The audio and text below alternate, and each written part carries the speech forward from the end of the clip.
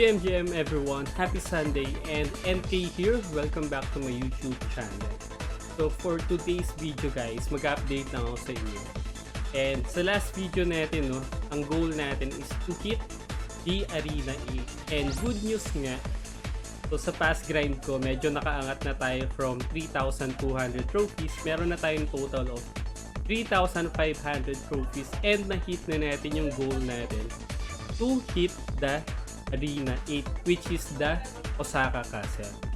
So for today's contents guys, goal naman natin dito is to hit our next target, which is the 4,000 trophy using our current team composition, which is the Psychic, Samurai, and the Brave. Okay, so battle na agad tayo guys. Yan, medyo mahirap lang yung mga nakatapat ko dito recently, pero we'll try naman to win our matches using our current team. Ayan, so ang katapat natin guys, Guardian, Samurai, and Breaker. So starting meron tayong 5 energy. So pwede ako mag-start with Meditation. Gain an additional 2 energy next round. And then Lethal Thunder para magkaroon sila ng Electric Shock, which will restrain them to critical yung mga attack nila. Same nga dito nang gamit yung aming Samurai, nag-meditation din siya and then nagsummon siya ng Ronin. Okay, so napag na siya magnetic armor, so walang effect yun since AOE yung ating skill. Gagamitin natin ngayon Crash Buster, right?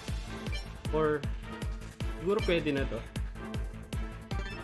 para mapatay kaagad natin yung kanyang Ronin and then Tron tayo sa kanya. And then next round tayo gagamit nung Void Thrust. Maganda dito guys sa Crash Buster, automatic kill kaagad kapag sama na akin. And then maximize natin yung Tron natin kasi additional 50% damage yan every time na gagamitin mo siya first. So kita natin guys, target niya na kagad na patayin yung ating Psychic, which is the specialty natin dito, the Armageddon. So meron tayong Angel Heart para makapag-hit tayo. And then Void Thrust tayo. So, matitira na 1 energy, additional 1 energy tayo. Next round, meron tayong total of 5 energy. Ayun lang, nagsama ng kanyang Samurai. Wala na tayong Crash Buster. So, summon tayo ng Ronin. Then, Cross Blizzard kasi isa lang yung tatama. Kill, pero iisip kong ita-target ko muna kasi medyo then save lang ulit natin yung 1 energy.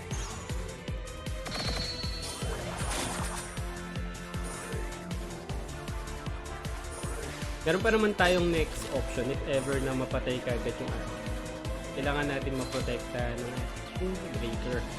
Meron naman tayong Avenger. Okay, so more on summoning type pala tong so, turn 6. Sa turn 6 na tayo, pwede na natin gamitin yung Oversight, so around 400. Kaso pag ginamit natin to, wala tayong ibang gamit. Or pwede tayo mag-lethal. Puro target natin yung tamon.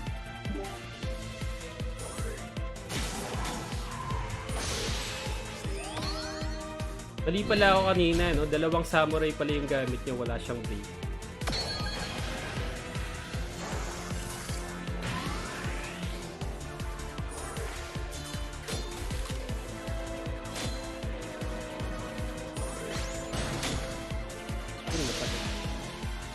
Oh, dito.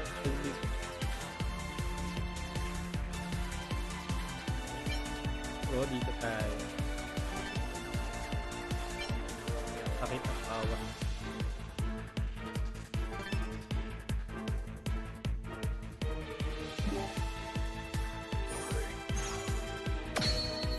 Palagay ko target niya pa rin yung psychic. Oh, hindi. Samurai na yung target niya. Guys, palagay ko nga matitira dito sa atin yung Baker. So, focus na tayo. Focus na tayo. Balance out.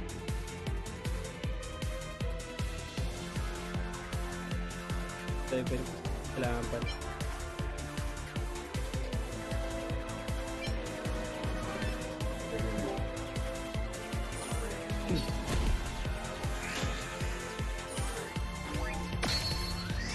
Buhay pa yung psychic natin next turn. So makakapag ano tayo, Armageddon guys.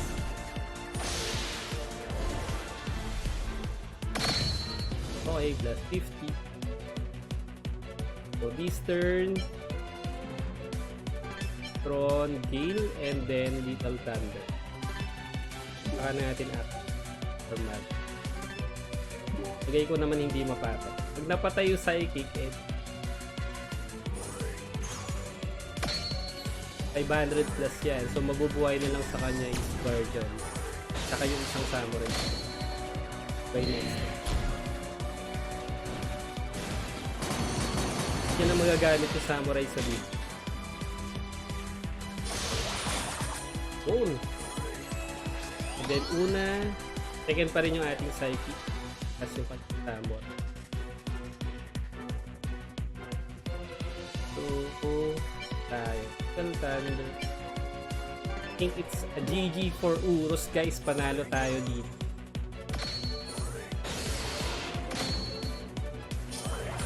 Yun! Nice one. Good fight, good fight. And meron tayong additional 15 trophies. Good start sa atin dito sa Arena 8.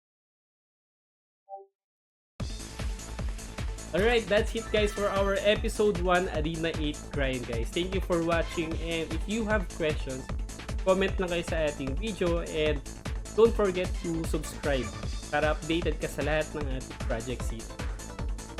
GG guys!